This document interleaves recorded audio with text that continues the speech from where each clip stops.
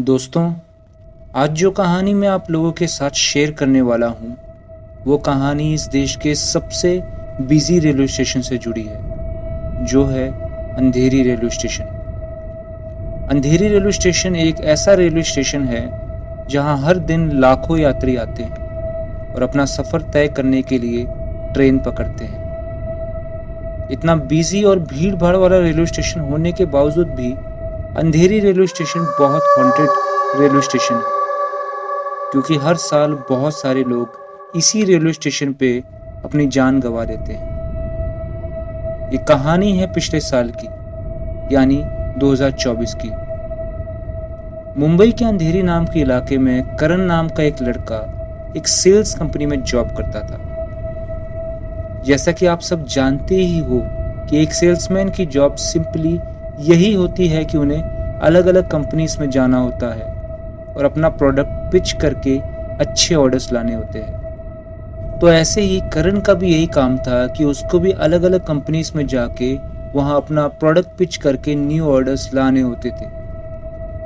पर करण को ये नहीं पता था कि उसकी यही जॉब एक दिन उसकी जिंदगी का बहुत बड़ा सदमा बनने वाली थी। एक दिन की बात है जब करण को एक बहुत बड़ी कंपनी में एक बड़े ऑर्डर के सिलसिले में जाना होता है। ऑर्डर बहुत ही ज़्यादा बड़ा था, इसलिए करण को किसी भी हाल में वो ऑर्डर अपनी कंपनी के नाम करवाना ही था। इसी के चलते करण उस कंपनी में उस ऑर्डर के लिए चला जाता है। वो कंपनी बहुत बड़ी होती है और जब करण वहाँ पहुँचता है तो उसे पता चलता है कि जिस इंसान से करण की मीटिंग होनी थी वो किसी अर्जेंट मीटिंग में पहले से ही बिजी था। करण उस ऑफिस के वेटिंग एरिया में बैठ जाता है और वेट करने लग जाता है।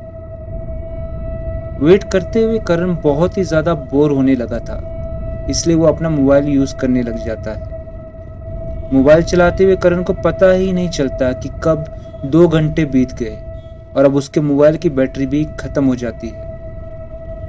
कुछ समय बाद फाइनली करण को उस कंपनी के जीएम ने अपने कैबिन में बुलाया और मीटिंग करके उसको ऑर्डर कंफर्म कर दिया। ऑर्डर कंफर्म होने की वजह से करण बहुत ही ज़्यादा खुश होता है। ऑफिस के बाहर आकर जैसे ही करण अपनी घड़ी पे टाइम देखता है तो उसे पता चलता है कि शाम के 6:30 बज चुके थे। करण किसी तरह 15 से 20 मिनट में अंधेरी रेलवे स्टेशन पहुंच जाता है, जहां से उसे अपने घर के लिए लोकल ट्रेन लेनी थी। अंधेरी रेलवे स्टेशन की एक खास बात है कि लगभग शाम के 6 बजे से 10 बजे तक पूरा स्टेशन और लोकल ट्रेन पूरी तरह भरी होती है, क्योंकि उसी टाइम ऑफिस के लोगों की छुट्टी होती है। जब करण अंधेरी स्टेशन के अंदर पहुंचता है तो वो भीड़ देखकर तंग हो जाता है। करण सुबह से ही थोड़ा थका हुआ और बीमार सा फील कर रहा था, इसलिए वो सोचता है कि मैं किसी भी हालत में इतनी भीड़ से भरी हुई ट्रेन में नहीं चढ़ने वाला। उसने डिसाइड किया कि जब ट्रेन में थोड़ी भीड़ कम होगी तभी मैं ट्रेन पकड़ूंगा। इसी सोच के साथ करण रेलवे स्टेशन की एक सीट पे बैठ जाता है और भीड़ कम होने का इंतजार करता है। धीरे धीरे वक्त गुजरता है और भीड़ कम होने का इंतजार करते हुए करण को पता ही नहीं चलता है कि कब उसकी आंख लग जाती है और वहीं पे सो जाता है। कुछ वक्त बीतने के बाद जैसे ही करण की आंख खुली तो उसने देखा कि वो रेलवे स्टेशन की एक खाली बेंच पे पड़ा है। उसने आंख साफ करते हुए जैसे ही चारों तरफ देखा तो वो बहुत ही ज्यादा हैरान हो गया। उसने देखा कि पूरा रेलवे स्टेशन खाली पड़ा था और चारों तरफ सिर्फ सन्नाटा ही सन्नाटा था। करण को ये सब देखकर विश्वास ही नहीं हो रहा था कि वो अंधेरी रेलवे स्टेशन में ही बैठा है, क्योंकि उसने कभी सोचा भी नहीं था कि हजारों की भीड़ भाड़ से खचाखच भरे रहने वाले रेलवे स्टेशन कभी इतना सुनसान भी हो सकता है। करण के लिए ये सब एक सपना सा था। फिर करण ने जैसे ही चारों तरफ नजरें घुमाई तो उसने देखा कि सामने एक घड़ी लगी हुई थी जिस पर 1 बज रहे थे। घड़ी को देखने के बाद अब करण को समझ ही नहीं आ रहा था कि वो करे तो क्या करे, क्योंकि वो एक ऐसे टाइम पे उस रेलवे स्टेशन पे था जब वहां से कोई भी ट्रेन नहीं जाने वाली थी। पूरे स्टेशन पे चारों तरफ सन्नाटा ही सन्नाटा था। अब करण हर तरफ से फंसा हुआ महसूस कर रहा था, क्योंकि एक तो उसके फोन की बैटरी डेड थी, दूसरा उस समय उसको कोई ट्रेन भी नहीं मिलने वाली थी, और तीसरा ये कि उसके पास इतने पैसे भी नहीं थे कि वो एक टैक्सी कर सके। फिर करण ने सोचा कि अभी 1 बजे है और अगली ट्रेन 4 बजे चलेगी, तो उसके पास अभी यहाँ पे बैठे रहने के अलावा कोई और ऑप्शन नहीं था। उसने सोचा कि 4 बजे वाली ट्रेन में बैठकर मैं घर चला जाऊंगा। इसी सोच के साथ वो दोबारा से एक बेंच पे जाके बैठ जाता है और आराम करने लग जाता है। पर करण को ये पता ना था कि उसका यही आराम बहुत जल्द उसकी लाइफ को तहस नहस करने वाला था। जैसे ही करण बेंच पे आराम करने लगता है, अचानक से उसे महसूस होता है कि उसके पीछे कोई खड़ा है और उसी को घूर रहा है।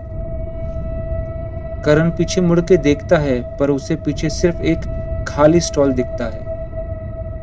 करण को लगता है कि शायद यह उसका वहम है। इसी सोच के साथ करण फिर से आगे मुड़ जाता है, और आगे मुड़ते ही उसे दोबारा से ऐसा लगता है कि कोई उसको पीछे से अभी भी देख रहा है। करण को अब डर सा लगने लगा था। वो ऐसे ही अगले 4 मिनट तक चुपचाप उस बेंच पे बैठा रहा। फिर पता नहीं कैसे, पर करण खुद के अंदर थोड़ी हिम्मत लाता है और फिर वो उस बेंच से उठ के स्टॉल की तरफ चलने लग जाता है। उस स्टॉल के पास जाकर अच्छे से चेक करता है, पर उसे वहां कोई नहीं मिलता। ये सब देखकर करण को थोड़ी राहत मिलती है और उसका वहम भी दूर हो जाता है। इसी सुकून के साथ जब करण अपने बेंच की तरफ मुड़ता है तो वो पूरी तरह कांप उठता है। वो देखता है कि जिस बेंच से उठकर वो स्टॉल की तरफ आया था, उसी बेंच पे उसके सामने 3 लोग बैठे थे। तीनों लोग बहुत ही ज्यादा शांत बैठे हुए थे और तीनों की निगाहें रेलवे ट्रैक की तरफ थी। उन तीनों को देख के करण को समझ ही नहीं आ रहा था कि वो तीनों आए तो आए कहां से। फिर करण ने उन तीनों की तरफ जैसे ही गौर से देखा तो वो और भी ज्यादा डर गया, क्योंकि उन तीनों के चेहरे पे हल्के हल्के कट मार्क्स थे। करण खुद को संभालते हुए थोड़ी हिम्मत करता है और वहीं पास रखे दूसरे बेंच के पास जाकर बैठ जाता है। वो वहां बैठा ही होता है कि कुछ समय बाद उसको ऐसा लगता है कि वो तीनों लोग आपस में कुछ फुसफुसा रहे हैं। इससे पहले कि करण कुछ समझने की कोशिश करता, अचानक से तीनों के तीनों लोग जोर जोर से चीखते हुए रोने लग जाते हैं। ये सब देख के करण के होश ही उड़ गए थे। उसे अब समझ ही नहीं आ रहा था कि ये सब क्या हो रहा है और वो किस मुसीबत में फंस गया है। पूरे रेलवे स्टेशन में उन तीनों लोगों के रोने की आवाजें गूंजने लग गई थी। उन तीनों की आवाजें सुनकर करण को ये अच्छे से समझ आ गया था कि जो भी हो, ये तीनों नॉर्मल इंसान तो पक्का नहीं है। ये सब सुनने के बाद करण ने थोड़ी हिम्मत की और जैसे उसने दूसरी तरफ मुंह करके खुद को संभाला, अचानक से उसे ऐसा महसूस हुआ कि उसके कंधे पे किसी ने हाथ रखा हो। जैसे ही करण ने पीछे मुड़ के देखा तो उसकी आंखें खुली की खुली रह गई। करण का दिल बहुत जोरों से धड़कने लग गया था। उसने देखा कि वो तीनों लोग अब उसी की बेंच पे बैठे हुए थे और वो उसी की तरफ देखकर मुस्कुरा रहे थे। उन तीनों ने करण की तरफ देखा और जोर जोर से हंसते हुए करण से पूछा, तुम भी मरने आए हो? बोलो ना, तुम भी मरने वाले हो ना? ये सब सुनकर करण का पूरा शरीर कांपने लग गया था। वो पूरी तरह हिल गया था। उसने कांपते हुए जैसे ही दूसरी तरफ देखा तो करण की सांसें अटक गई। उसने देखा कि दीवार पे लटकी उस घड़ी पे अभी भी 1 ही बजे थे।